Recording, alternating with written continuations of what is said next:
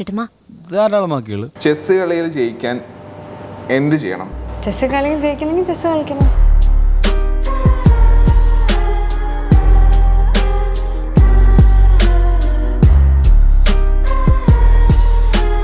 എന്നാലും ഒരു മൂവ്മെന്റിൽ ഒരു മൂവ്മെന്റ് നമുക്കൊന്ന് മാറ്റി ചിന്തിച്ചാലോ?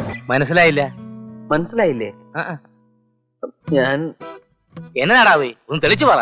കുതിരേനെ വെട്ടുന്നതിനെ പകരം കുതിരേനെ മാറ്റിയിട്ട് പശുവിനെ ആക്കാം. അപ്പോൾ ഈ പശുവിനെ വെട്ടാൻ പറ്റത്തില്ലല്ലോ നമ്മുടെ നാട്ടില്. അതുകൊണ്ട് എനിക്കെല്ലാം മനസ്സിലാവുന്നുണ്ട് കേട്ടാ. പശുവിനെ വെച്ചാ ജയിക്കും. നമ്മുടെ നാട്ടിൽ പശുവിനെ വെട്ടാം. ആരാ പറഞ്ഞ നമ്മുടെ നാട്ടിൽ പശുവിനെ വെട്ടാം? ജയ് ഭാരത മാതാ, ജയ് ഭാരത മാതാ. നമ്മളല്ലേ ഉള്ളൂ നമ്മുടെ ഭാരത് മാതാവിനെ കാക്കാൻ. മോളോട്ടങ്ങ് പോ. അത് മുകളില് നമ്മുടെ നാട്ടിൽ വെട്ടാം. അങ്ങനെ പറഞ്ഞു കൊടുക്കണ രമണ. ഓക്കെ, എന്റെ എല്ലാ സുഹൃത്തുക്കളും കാണുന്നുണ്ടല്ലോ. നമ്മുടെ നാട്ടിൽ പശുവിനെ വെട്ടാൻ വെട്ടാൻ പാടില്ല എന്നങ്ങനെ ഒരു സിസ്റ്റമേ ഇല്ല. ഈ പണി അങ്ങ് ഇന്ത്യയിലേ നടക്കൂ. ഇത് കേരളമാണ്. നമ്മൾ ഇന്ത്യയിലാണല്ലോ. നമ്മൾ ഇന്ത്യയിലാണ്. ഇന്ത്യയിലും അങ്ങനെ ഒരു സിസ്റ്റം അല്ല, കൊണ്ടുവന്നല്ലേ.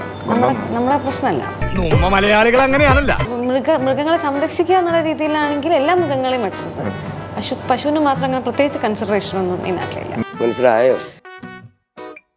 അല്ല, പ്രഭാകരേട്ടന് വീട്ടില് വിലയില്ലെങ്കിലും നാട്ടില് പുല്ല് വിലയാ. അങ്ങനെയാണെങ്കിൽ നിങ്ങൾ കംപ്ലീറ്റ്ലി ആയിട്ട് വെജിറ്റേറിയൻ ആവുക. അല്ലാതെ നിങ്ങൾ ഈ പറഞ്ഞ ഒരു സാധനത്തിന് മാത്രം ലോകത്ത് ഒന്നിനോടും കൺസിഡറേഷൻ കൊടുക്കരുത്. ഈ പറഞ്ഞത് ന്യായം. ഞാൻ ഒരു കൺസിഡറേഷനും എടുക്കാൻ ആഗ്രഹിക്കാത്ത ഒരാളാണ്. ഞാൻ എന്തും കഴിക്കും. അതിന് സന്തോഷിക്കല്ലേ വേണ്ടത്? ഞാൻ പശുവിനെ കഴിക്കും, ഞാൻ എരുവിനെ കഴിക്കും, ഞാൻ എല്ലാത്തിനും കഴിക്കും.